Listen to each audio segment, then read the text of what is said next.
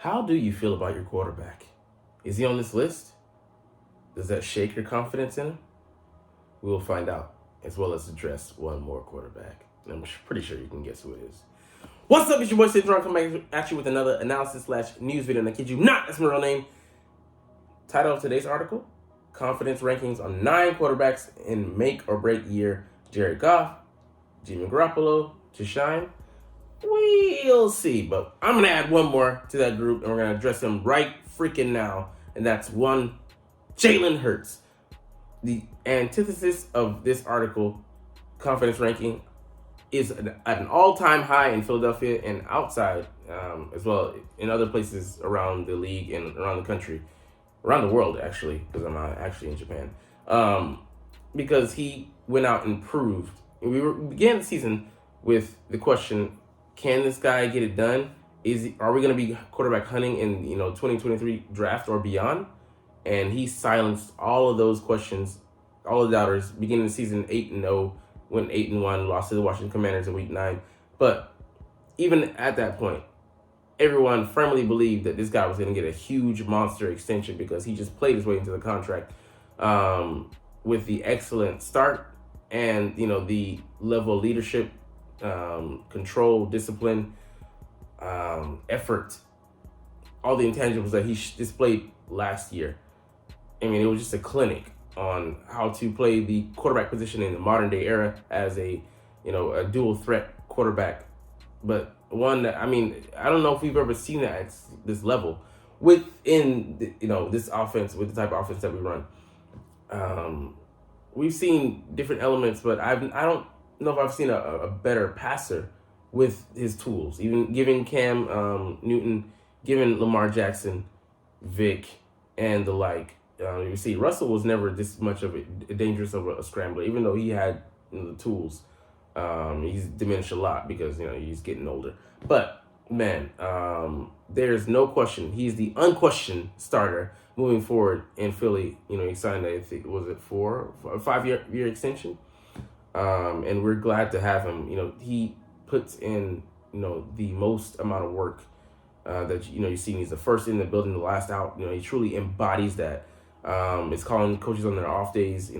Shortly after the Super Bowl ended, hey, give me the film. How can we improve here? What are some ideas? Like bouncing, ideas off of them, holding them accountable. He held Nick Sirianni accountable in the Super Bowl when he was, gesturing and teasing the other team. Like, hey, coach, come on, man. Let's focus on let's take the main thing. Let's keep the main thing. What a guy! And he's only 24 freaking years old. That level of maturity, like the owner said, his son, he was like 27, I think, or so, isn't even that mature. He's rarely seen a man this age, handle himself that well. So it speaks volumes about his character, not just his football IQ, but his character, football character, and what he brings to this roster. He's the reason why a lot of players around the league, a lot of teams around the league respect him. A lot of players around the league want to come and play with him. Yeah, man. Cheers, toast to Jalen Hurts, man, for being the guy that we can be confident in ranking him at number 1, in at least in Philadelphians' hearts. But anyways, let's get to the list. I just wanted to highlight him and hold him up as an exemplary example for what it means to have a competent quarterback that you're confident in. All right, first we get to one Jared Goff. So he started out with the LA Rams, and he now finds himself in the Motor City and there in Detroit, and was looking kind of shaky to begin his career with them. But last year he really turned it on, was consistent, and especially towards the tail end of the year, he instilled a lot of confidence within and outside of that building. And he has the tools. He was the number 1 overall pick, for freaking sake.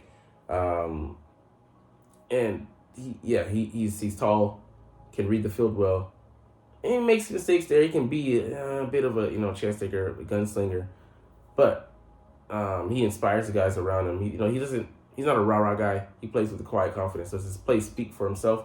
But at the ripe age of 28, he still has many more productive years to come. And are they growing, building something there in Dallas, in Detroit? We shall see. But he's a good piece to have. He has 2 years remaining on his contract. But we'll see at that juncture what they decide to do with him. Do they trade him? Do they keep him, re-sign him? Do they trade Hendon Hooker as backup? Do they use him as a bargaining chip? I think this year, next year will be very important to kind of read the tea leaves and see where that decision will be going. But things are pointing up, definitely positive there in Detroit when they were kind of a franchise lambasted for having bad luck at the quarterback position. Hopefully, it's finally turned out right for them. It's not really playoffs. All right, Jimmy Garoppolo, the well-traveled, handsome, drop-dead gorgeous Italian, coming to the Las Vegas Raiders, being traded to them via the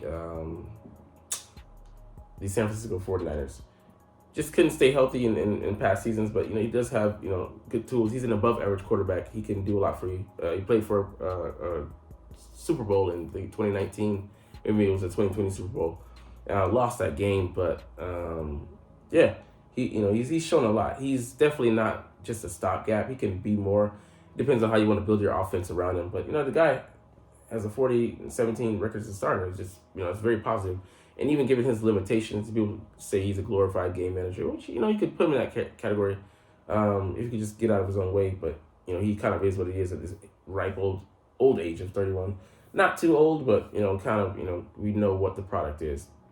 So just buttress him with weapons. He has Devontae Adams, Hunter Renfrow, and Jacoby Myers. That's a solid trio of receivers. They traded out Waller, but that's still a lot to work with.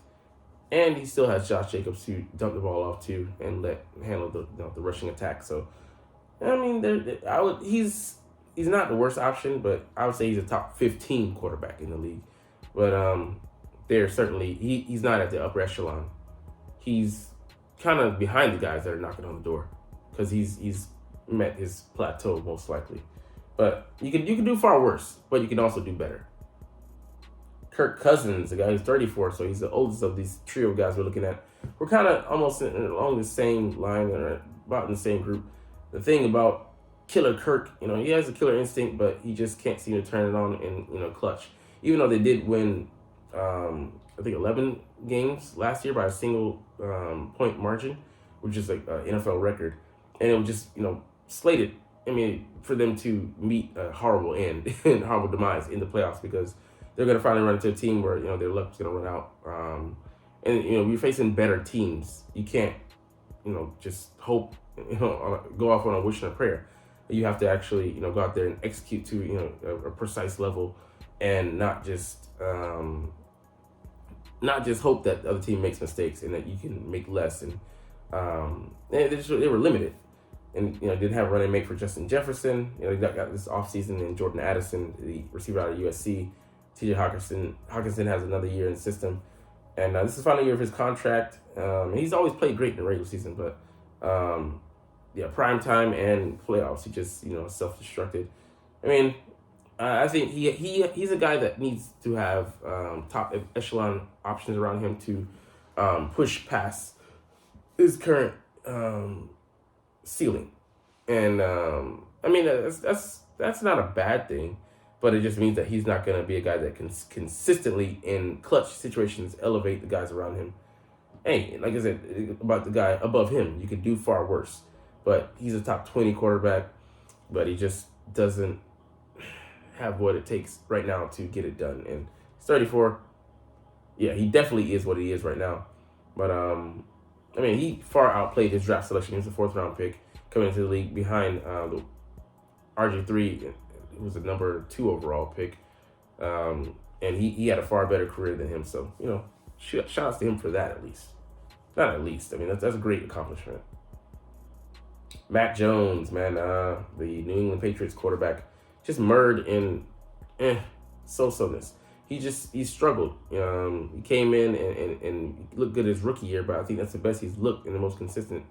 And didn't have tape on him as well at the time. So now, the defenses around the league have his resume to look at and know his weaknesses, his strengths. He hasn't been able to turn the corner. He's been injured some, and that's stunted his growth. But also, I mean, he hasn't had a good stock of weapons around him. Jacoby Myers he had last season, but outside of him, name a receiver that was impactful, and consistent. and the running game's been decent, but these are not the New England Patriots that Tom Brady played under. Defense also kind of at growing pains here and there. So I mean, it's not a prime position for a young guy to come in and excel and be able to carry a team, to be able to build himself up to a point to be able to carry a team. He's still learning on the job, and he has to take these lumps. And he's just going into his third year, and his attitude hasn't been the best, which means his study habits and work ethic hasn't been the best either. So, and Bill O'Brien, he's not a genius, offensive coordinator. So there's so many factors working against him, and the one thing he can't control himself, he hasn't been able to do so far. So maturity also has to come into the picture at some point. All right, next up, Jordan Love. This guy is taking over the reins, so we have no idea kind of what we have. We've seen bits and pieces here, mop up duty against the Philadelphia Eagles. He mopped up us, but that was kind of like when the game was mostly out of hand. So we don't really know if we can count that into the framework of check that box. He's a great unknown until you see him over the course of 17 games. You don't really know what you have, and even then they extended him, I think, to a 2 or 3 year deal. So they're gonna really take a hard look at Jordan Love and see if the love is there for them to be able to love him for further than 3 years. But his understudy, he wasn't rushing to the field. So hopefully that factors into his maturity and his decision making, his ability to slow down the game, have the game slow down for him at this point, and be able to read the field, see the field, be able to read defenses and see, be able to calculate precisely what they're gonna do, or have a good snapshot, be able to pre-snap and post-snap, being able to bridge a gap between those, because defenses are gonna attack and throw things at him and test him, quiz him out there. Pop quiz. Hey, which gap am I coming from? Where am I supposed to be? Where are you not supposed to be throwing to? They're going to get after him. So we'll see how he responds under pressure. Is he gonna crack, or is he gonna be like make the fans be like that with him? Ryan Tannehill, a guy who's closer to the end of his career than the beginning, and he's had a solid career. He's the first rounder. He underwhelmed there with the Dolphins, definitely, but he's kind of become a new man there with Tennessee Titans, and they're finding a formula for success with him with a solid running game. He makes enough plays on the perimeter to keep the defenses honest, but he really needs that play action game working for him. But he got hurt, and then Derrick Henry was kind of out of the lineup the previous year, and that really tanked their chances and kind of exposed him. But we kind of knew that he had limitations going into that, and he kind of is what he is. They were like a paper champion with that, I think, 13-3 record 2 years ago, and they were always set to get exposed, and they did end up, getting that done to them, because they're just really good teams in the AFC with really good quarterbacks. If you're better than you, man, that's already a setback, and then you got to go against the defenses as well. So he doesn't have the luxury of having job security.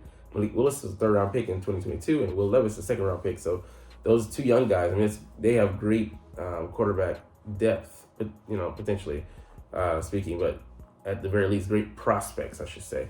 With those two young guys, chomping at the bit. We'll see how much better Malik Willis is, but I think Will Levis could jump him this year. He maybe should have been a first-rounder, but he fell advantageously into the Tennessee Titans' hands. So maybe they have the quarterback of the future on their hands, which means Ryan Tannehill isn't gonna have a long leash. They're gonna want to see if they they have 4 years with each of these guys, 3 years now with Malik Willis, to see what they have, and if they don't believe Ryan Tannehill, he's not elevating the guys around him.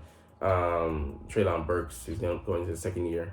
Derrick Henry. They can just blow this thing up and just give an honest effort in restarting and really building towards the future. And at 34 years old, he ain't it.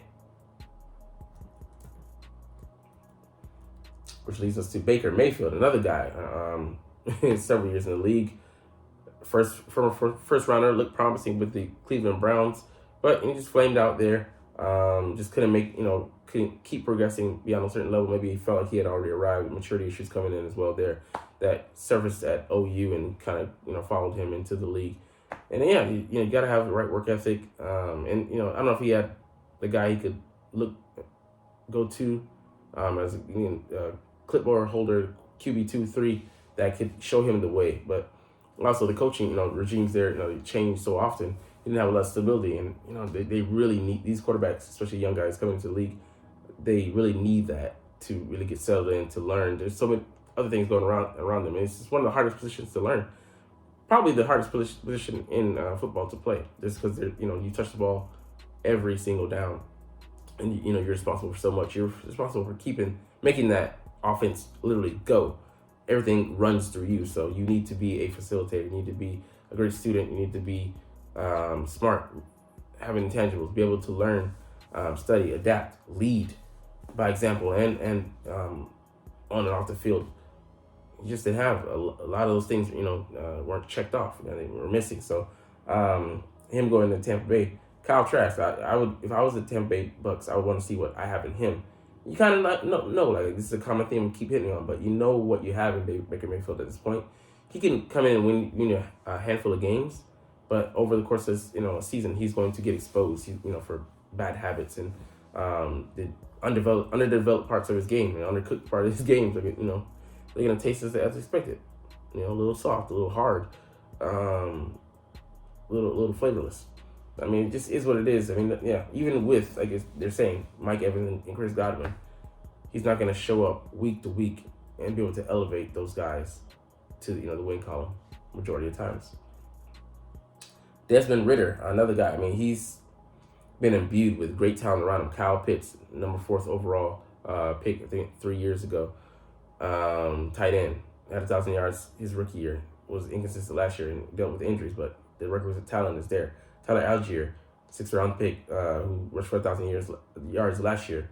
Now number 2 because Bijan Robinson, number 8 overall pick in this past draft, is going to be a freaking superstar. Marshall Faulk potential, and him being his ability to catch the ball. Drake London, the number 1 pick last year, came in and had a solid season. All these guys around you, but the chief piece being the queen chess piece, the quarterback. How is he going to play? He's in his 2nd year. Only 2-2 in starts last year. Good percentage completion rate for a rookie, but how is he in the film room?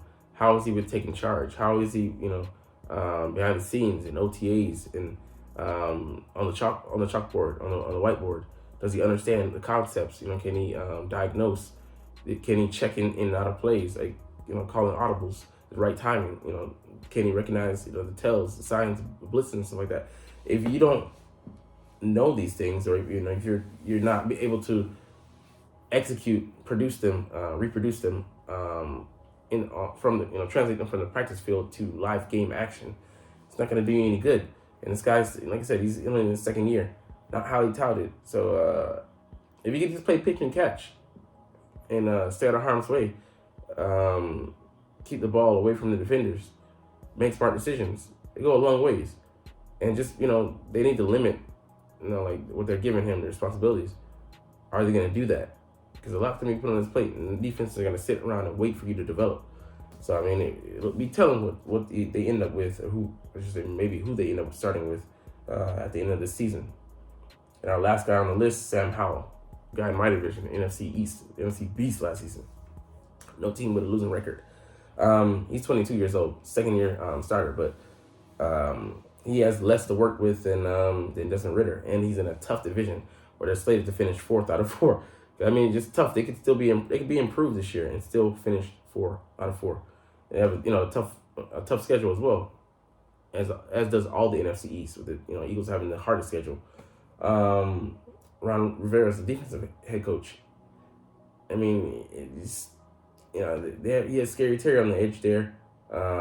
Decent tight end, I forget his name, Curtis Samuel, Jahan Dotson. I mean, that's a good trio of receivers. But, I mean, the pressure's going to be on. I mean, he shined in a Week 18 game, a dead game against the Cowboys that had no impact on their postseason hopes. So he can play with wild reckless abandon. But he still had a touchdown and an interception. Only 11-19 from Bucks 69. That wasn't exactly lighting up the world yet. I mean, like, defense. I mean, so having pieces in place, they have a solid defense out there that could, give him a hand in winning games and being competitive and staying in matches. But can he stay above water? Can he tread water? How's he going to be responding to over the course of a season?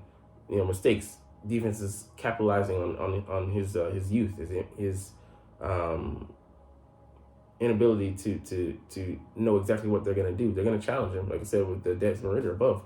Like, it's going to be telling how easy to respond to his feet being put to the fire. Being a starter, having the weight of expectations on your shoulders going into the season. And grinding training camp, guys looking to you all of a sudden in the huddle to lead them. It's gonna be interesting, but I don't see anything well for him. And Jacoby Brissett is there. They don't have that caliber quarterback there in Atlanta. They do in Washington. So if things start looking bad, they could pull him. And if they do that, his confidence could be shaken permanently. So I mean, but hey, I love that problem because he's a division rival. So I don't give a fuck about you. All right. Anyways, let's get into some news around the league. Yeah, we're not going to get into that, but we're going to look at this, though. Eagles GM Howie Roseman wouldn't budge on details surrounding Jonathan Gannon tampering issue. So, Chris Rosio, I think, asked him in an interview on PFT about the situation, and he just gave him a standard answer. He tried to keep applying the pressure. He's like, dude, I don't know what to tell you. Like, I think you're one of the greatest conspiracy theorists out there. And yeah, people want to know, but how it would be a fool to divulge those details about what happened. Because yeah, there's a story there. There's something deeper at work, and maybe not something nefarious, but that makes us look bad as an organization for choosing that guy. And that has to be one of the chief reasons why he wouldn't expose that. And just also for the sake of, like, it's none of your fucking business. It's a business, and you don't go out there and air your dirty laundry to the world. So, of course, smart. He stayed on brand, and then even teased him a little bit. But he's like, I'm just doing my job, and of course, how he's doing his job, like gatekeeping, keeping that information safe. So we're not gonna, we may never know as fans. We can speculate. I would say probably that Gannon, really, once they found out the level of unpreparedness and unprofessionalism that he displayed by showing and having not just but showing interest and acting on that wish to take that job and to set himself up for that that position. They were willing to X out some things, and that cast him in a bad light and ruined some relationships there. So he had to go. For one, for lack of a better, way to say it, he was no way he was going to be able to come back into that building and have things operate the same. Damaged. So, anyways, that's quite interesting, but that might be the end of what we will hear. You can always, like I said, make up things. All right, some potential deals to be had here. Eagles working out this 2013 first round pick. He is 32, and his name is DJ Fluker. He came from Alabama, so we're still going to the SEC. But he most recently played for the Seahawks a couple years ago, and he looks great now. You go and look at him; he looks night and day compared to this photo here. He's chiseled. Yeah, man, he's jacked. But how does he look and feel on the field? I agree with what they said in the article. We have the ability to bring in 90 people. I think we have 4 maybe active roster spots still open. Bring the guy in, man. Just test out the waters. So I would love to have him. He has starting guard experience, the most at guard, right guard, and right tackle behind that, and then left tackle as well. But I wouldn't want to see him out there. But I would love to kick the tires on this guy and see if he could potentially be a backup swing tackle / interior guard for us. Interior position player, O-lineman guard for us. That would bolster our depth, and I think give us the ideal depth that we're looking for. You get this guy, and if he's more than serviceable, another win, chalk up another win for Howie. And because all 13 teams have had the equal chance to sign this guy, and we're working him out now. So we'll see. I don't know who else has maybe worked him out, maybe didn't like what they saw, but we have the best O-line coach in the game, Jeff Stoutland. Bring him in to Stoutland University, sign off for classes, and then get him on that that meal plan. Get him on that study program. So I mean, we have the care center. Get him that private tutor. Stoughton will get him right, man. So I think if there's something to be had there, we will do it. So it'll be telling to see if we come out and offer this guy a deal. I'd love to have him in Philly if he's right for the job. All right, bevy of things we're going to cover here around the league. The Patriots lose 2 OTAs for violation of offseason rules. What is it with the Patriots and just breaking rules? They can't hold, to the statutes. But this is just, it's habitual. They're habitual line steppers, as Dave Chappelle would say. Ron Rivera on declining Chase option, 50-year option. He gets it. Yeah, he gets it. He's got to work for it now. There's nothing guaranteed. So, that's the best way to have a young guy. He's young and hungry. So, it doesn't impact him. I don't say he's done, but he's never not the guy that came in to the league having 7.5 sacks in his rookie season. So he's older and a little bit more broken. It sounds bad, but that's the league. It's a beast. Desmond Ridder feels more comfortable on the offense for year 2. You better. Like I said, we just covered on the list. You all they got. They're betting the farm on you, so you better show them something, boy. All right, legendary running back Adrian Peterson, AD, hasn't officially hung it up, but bro, you're a freak. Pause. But even you have your limits, so the time will eventually come and collect. So, all right, DK Metcalf resumes chatter of racing Tyreek Hill. Would love to see it. Still think Hill wins. 4-2 wins over 4-3 every time. Hey, good surprise though. Maybe he's gotten fast since he came into the league, even a minute amount. Maybe that 4.33 wasn't his top speed. All right, David Montgomery says losing with the Bears sucked the fun out of it. Falls out of playing. So that'll do it to you. Losing habitually. Like unless you're just a masochist, or you are addicted to not winning, being a loser. Anybody in the right mind, you want to get paid, of course, but you want to win games. You want to be able to compete year in and year out for championships, and not being able to do that, knowing that you're mathematically eliminated at a certain point in the year, early in the year, especially. That just that would suck your drive to play, get better, improve, and study. You'd be at the very least subconsciously unfocused.